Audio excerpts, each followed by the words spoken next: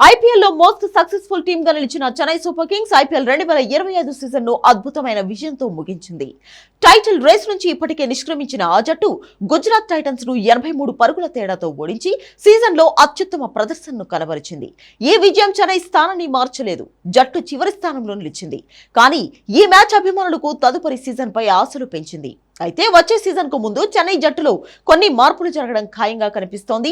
ఆటగాళ్ల విషయంలో మార్పులు ఉంటాయా అనేది ఇప్పుడే చెప్పలేకున్నా సపోర్టింగ్ స్టాఫ్ కు సంబంధించి కీలక నిర్ణయం తీసుకునే ఛాన్స్ ఉంది. ఈ క్రమంలో సిఎస్కే కు కొత్త బ్యాటింగ్ కోచ్ వచ్చే అవకాశం ఉన్నట్లు తెలుస్తోంది.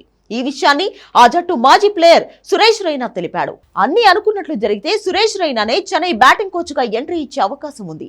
ఈ విషయాన్ని సురేష్ రైనా స్వయంగా వెల్లడించాడు. చెన్నై గుజరాత్ మధ్య జరిగిన మ్యాచ్ లో వ్యాఖ్యాతగా వ్యవహరించిన సురేష్ రైనా వచ్చే సీజన్ లో బ్యాటింగ్ కోచ్ గా తిరిగి వస్తానని చెప్పాడు. అయితే అతను తన పేరును నేరుగా ప్రస్తావించలేదు, కానీ సూచనల ద్వారా అభిమానులకు హింట్ ఇచ్చాడు. చెన్నై సూపర్ కింగ్స్ ప్రస్తుతం కొత్త బ్యాటింగ్ కోచ్ గురించి చర్చలు జరుపుతోందని చెప్పాడు. ఇదిలా ఉంటే ఈ సీజన్ అంతటా చెన్నైకు బ్యాటింగ్ అతిపెద్ద సమస్యగా ఉన్నప్పటికీ చివరి మ్యాచ్లలో మాత్రం సత్తా చాటింది.